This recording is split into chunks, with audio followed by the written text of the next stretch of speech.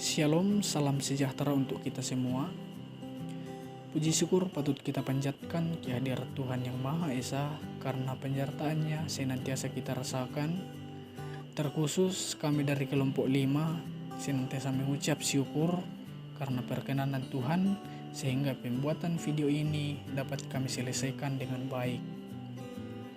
Dan tujuan pembuatan video ini adalah tujuannya untuk memenuhi tugas UAS yang diberikan kepada kami. Kemudian saya akan memperkenalkan nama-nama dari kelompok kami, yaitu yang pertama Nopi Arsibala sebagai pemapar materi, yang kedua Yuspin Sampe sebagai pemateri, yang ketiga Vira Tando sebagai pemateri, yang keempat Agres Rumase sebagai pemapar materi, yang kelima Sylvester Morna sebagai pemapar materi, yang keenam Sugarmi saya sendiri sebagai pemapar materi sekaligus sebagai moderator dan editor. Dan selanjutnya materi yang akan kami bawakan yaitu yang pertama, konsep dan urgensi ketahanan nasional dan bela negara, yang akan dibawakan oleh Nopi Arsibala dan Sugarmi. Materi yang kedua yaitu demokrasi di Indonesia, yang akan dibawakan oleh Yuspin Sampe. Materi yang ketiga yaitu wawasan Nusantara, yang akan dibawakan oleh Vira Tando. Dan materi yang keempat yaitu dinamika dan tantangan hak dan kewajiban warga negara, yang akan dibawakan oleh Agres Rumase dan Sylvester Morna. Dan langsung saja kita masuk ke materi yang pertama, yaitu konsep dan urgensi ketahanan nasional dan bela negara. Yang pertama, apa itu ketahanan nasional? Ketahanan nasional merupakan salah satu konsepsi kenegaraan Indonesia. Ketahanan sebuah bangsa pada dasarnya dibutuhkan guna menjalin serta memperkuat kemampuan bangsa yang bersangkutan baik dengan dalam rangka mempertahankan kesatuan menghadapi ancaman yang datang maupun mengupayakan sumber daya guna memenuhi kebutuhan hidup. Istilah ketahanan nasional memang memiliki pengertian dan cakupan yang luas. Sejak konsep ini diperkenalkan oleh Lembaga Pertahanan Nasional Republik Indonesia atau Lemhanas RI pada sekitar tahun 1960-an, terjadi perkembangan dan dinamika konsepsi ketahanan nasional sampai sekarang ini. Secara etimologi, ketahanan berasal dari kata tahan, yang berarti tabah, kuat, dapat menguasai diri, gigih, dan tidak mengenal menyerah. Ketahanan memiliki makna mampu tahan dan kuat menghadapi segala bentuk tantangan dan ancaman guna untuk menjamin kelangsungan hidupnya. Sedangkan kata nasional berasal dari kata nation, yang berarti bangsa sebagai pengertian politik. Bangsa dalam pengertian politik adalah persekutuan hidup dari orang-orang yang telah menegara. Ketahanan nasional sebagai etimologi dapat diartikan sebagai mampu, kuat, dan tangguh dari sebuah bangsa dalam pengertian politik. Yang berikut, apa itu bela negara? Bela negara adalah sikap dan perilaku warga negara yang dijiwai oleh kecintaannya kepada negara kesatuan Republik Indonesia yang berdasarkan Pancasila dan Undang-Undang Dasar 1945 dalam upaya mempertahankan kelangsungan hidup bangsa dan negara. Berdasarkan pasal 27 ayat 3 Undang-Undang Dasar NKRI 1945 tersebut, dapat disimpulkan bahwa usaha pembelaan negara merupakan hak dan kewajiban setiap negara Indonesia. Hal ini berkonsekuensi bahwa setiap warga negara berhak dan wajib untuk turut serta dalam menentukan kebijakan tentang pembelaan negara melalui lembaga-lembaga perwakilan sesuai dengan Undang-Undang Dasar 1945 dan undang-undang yang berlaku, termasuk pula aktivitas bela negara.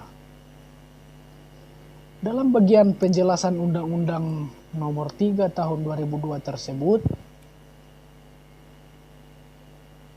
dinyatakan bahwa upaya bela negara adalah sikap dan perilaku warga negara yang diawali oleh kecintaannya kepada negara Republik Indonesia yang berdasarkan Pancasila dan Undang-Undang Dasar 1945 dan menjamin kelangsungan hidup bangsa dan negara. Dan akan dilanjutkan oleh saudari Novi Arsibala.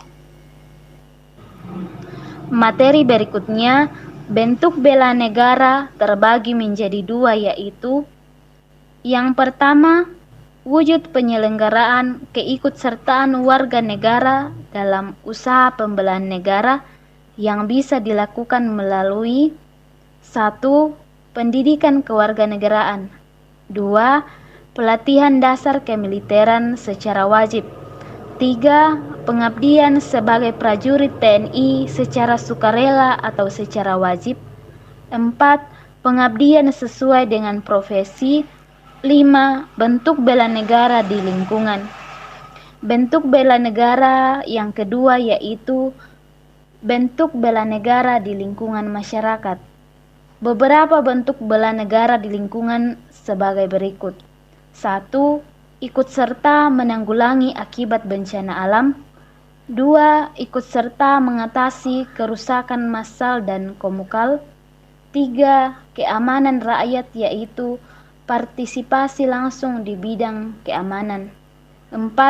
Perlawanan rakyat yaitu bentuk partisipasi rakyat langsung dalam bidang pertahanan. 5. Pertahanan sipil yaitu kekuatan rakyat yang merupakan kekuatan pokok. Baik, di sini ada beberapa contoh bela negara dalam kehidupan sehari-hari sebagai berikut. Yang pertama, menciptakan suasana rukun, damai, dan harmonis dalam keluarga.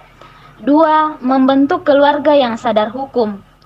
3. Meningkatkan iman dan takwa serta ilmu pengetahuan dan teknologi di lingkungan sekolah. 4. Kesadaran untuk menaati tata tertib sekolah.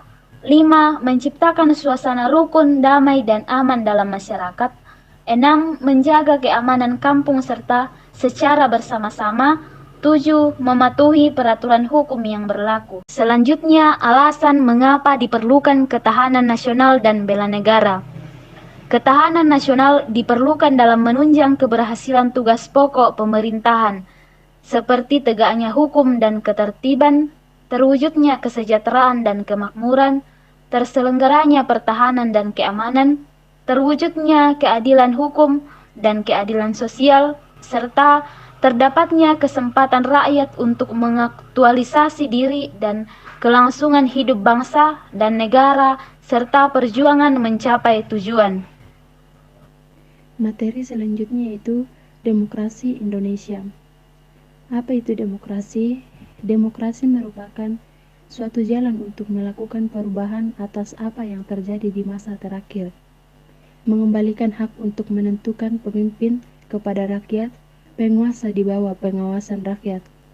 Dalam sejarah ketatanan Republik Indonesia yang telah lebih dari setengah abad, perkembangan demokrasi mengalami pasang surut.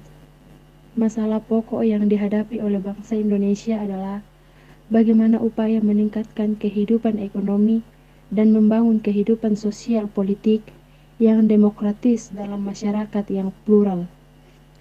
Demokrasi juga dapat diartikan sebagai seperangkat gagasan dan prinsip-prinsip kebebasan beserta praktik dan prosedurnya. Negara yang menganut sistem demokrasi akan memberikan kebebasan untuk warga negaranya menyampaikan pendapat. Contoh dan alasan diperlukannya demokrasi. Yang pertama itu pemilihan umum. Pemilu presiden dan wakil presiden. Fungsi pemilu atau pemilihan umum presiden dan wakil presiden menjadi pesta demokrasi yang ada di suatu negara, di mana semua warga negara memiliki hak untuk memilih pemimpin dari suatu negara tersebut. Di Indonesia sendiri, pemilu menjadi ajang demokrasi yang sangat besar, bahkan pada hari tersebut menjadi hari libur secara nasional. Kedua, kuasa rakyat. Pemimpin mampu menjalankan tugas sesuai dengan amanat. Suatu negara seperti Indonesia memiliki pemimpin yang disebut dengan presiden. Nah, presiden yang terpilih untuk memimpin negara selama 5 tahun ke depan memiliki tanggung jawab yang besar. Salah satunya adalah menjalankan tugas sesuai dengan amanat yang telah diberikan masyarakat. Hal tersebut menjadi suatu kewajiban untuk menjalankan sistem pemerintahan demokrasi. Saling menghargai satu sama lain. Sistem demokrasi seringkali menimbulkan polemik bagi sebagian besar negara, salah satunya karena perbedaan pendapat menjadi pemicu utama perdebatan. Oleh karena itulah, sikap menghargai satu sama lain harus dilakukan oleh setiap warga negara agar perbedaan pendapat tidak menimbulkan hal yang tidak diinginkan.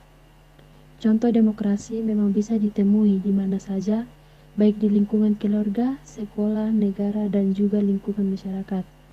Perlu sikap dewasa dan toleransi terhadap sesama agar demokrasi dapat dilakukan dengan baik dan juga benar.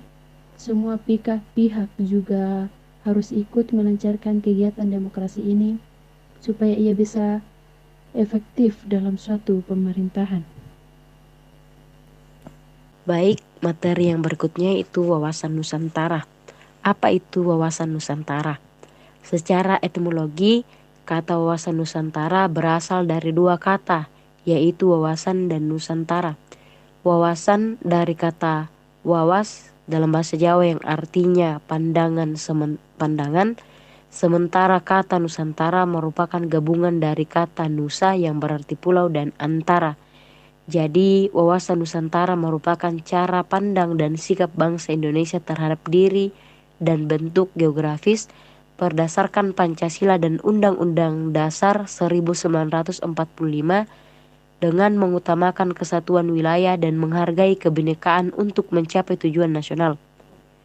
Wawasan Nusantara memiliki dasar hukum yang diterima sebagai konsepsi politik kewarganegaraan yang tercantum dalam yang pertama TAP MPR nomor 4/MPR/1973.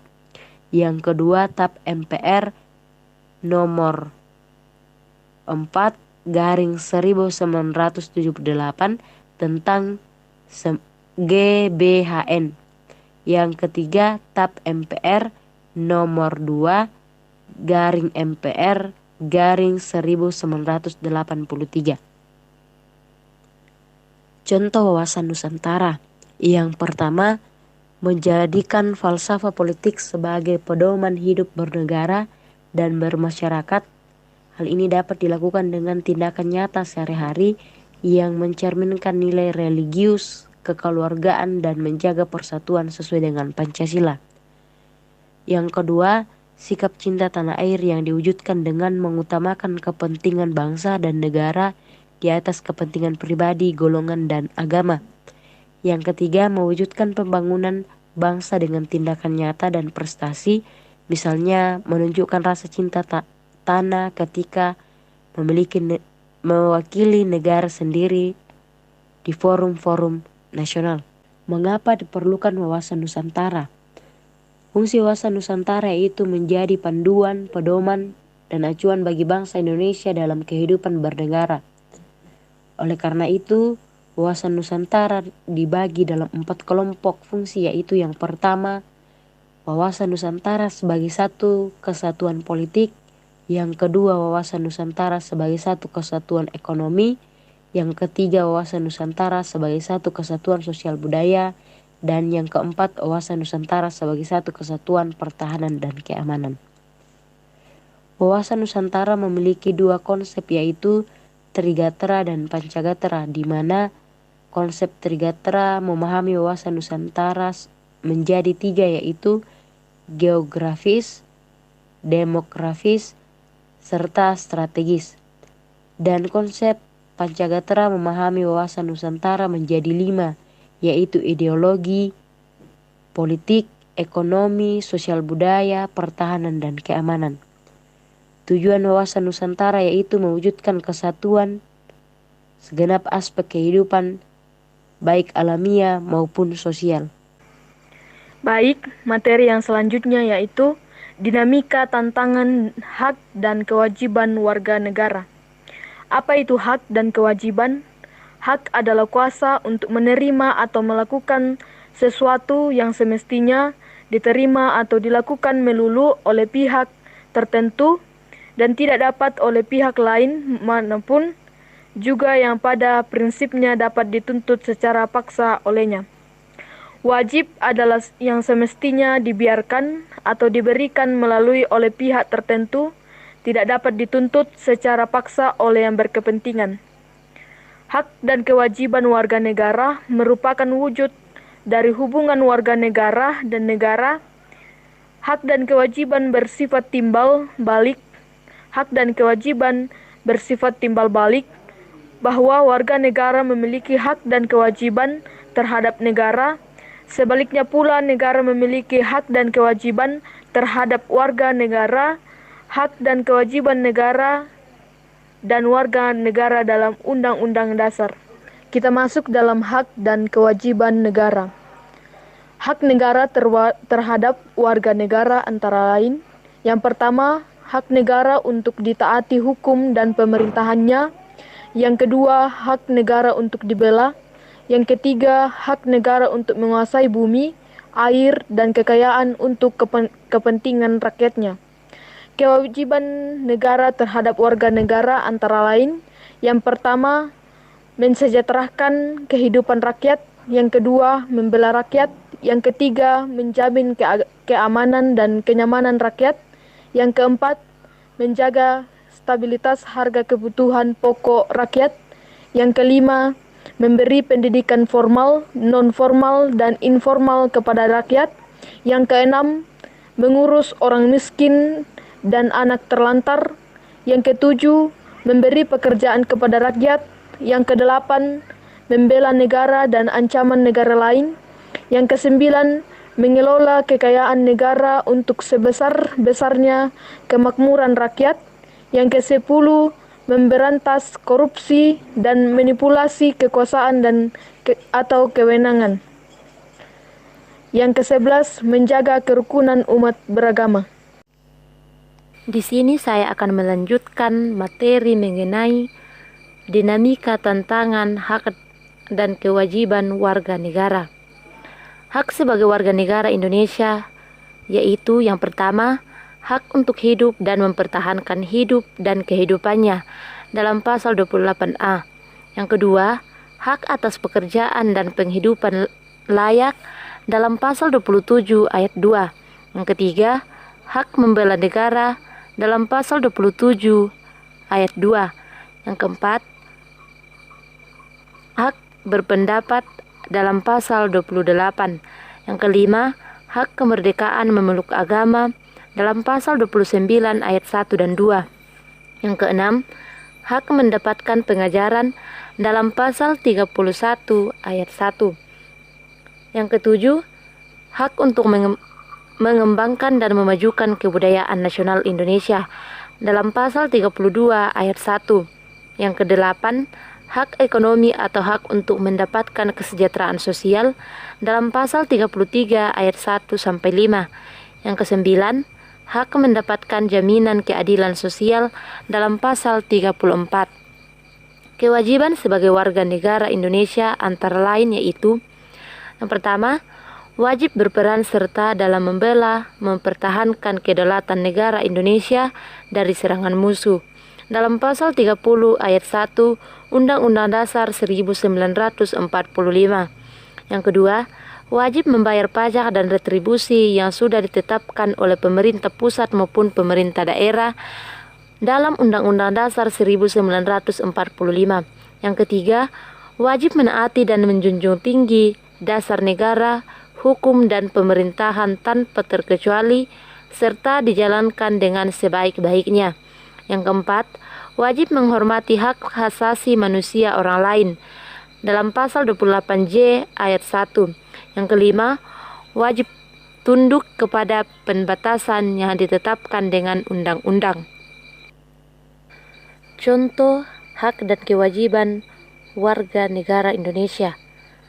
Guru Besar Departemen Administrasi dan Kebijakan Kesehatan Fakultas Kesehatan Masyarakat Universitas Indonesia atau FKM UI, Askobat Gani mengatakan, di masa pandemi COVID-19 ini, masyarakat dan pemerintah memiliki hak dan kewajiban masing-masing.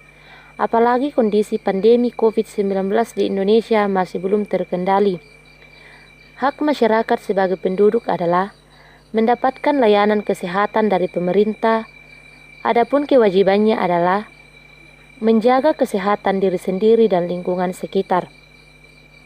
Penduduk berhak mendapatkan pelayanan kesehatan dengan kewajiban memelihara kesehatan dan kesehatan lingkungan, kata Askobat. Sementara itu, kata Askobat, pemerintah memiliki hak untuk membuat dan melaksanakan peraturan dalam menghadapi pandemi COVID-19. Sedangkan kewajibannya adalah memperhatikan kesehatan masyarakat dan memberikan bantuan sosial. Memperhatikan kesehatan masyarakat yang dimaksud dalam kondisi ini salah satunya dengan memberikan tes sebanyak-banyaknya kepada seluruh masyarakat. Di sisi lain, pemerintah berhak membuat dan melakukan penegakan peraturan tersebut dengan berkewajiban memperhatikan kesehatan masyarakat dan mengendalikan wabah serta memberikan bantuan sosial akibat kebijakan pencegahan COVID-19 ini. Alasan diperlukannya hak dan kewajiban adalah untuk mencapai keseimbangan antara hak dan kewajiban dengan cara mengetahui posisi diri kita sendiri. Sebagai seorang warga negara, harus tahu hak dan kewajibannya, seperti yang sudah tercantum dalam hukum dan aturan-aturan yang berlaku. Jika hak dan kewajiban seimbang dan terpenuhi, maka kehidupan masyarakat akan aman sejahtera. Hak dan kewajiban di Indonesia ini tidak akan pernah seimbang apabila masyarakat tidak bergerak untuk merubahnya. Oleh karena itu, diperlukannya harmoni kewajiban dan hak negara dan warga negara agar terciptanya kehidupan bernegara yang harmonis dan berkesinambungan antara kepentingan rakyat dalam pemenuhan hak dan kewajiban oleh negara. Ya, itulah tadi materi yang sempat kami paparkan. Kurang lebihnya mohon dimaafkan. Kalau ada kata-kata kami yang kurang berkenan di hati teman-teman, mohon dimaafkan. Sekian dan terima kasih.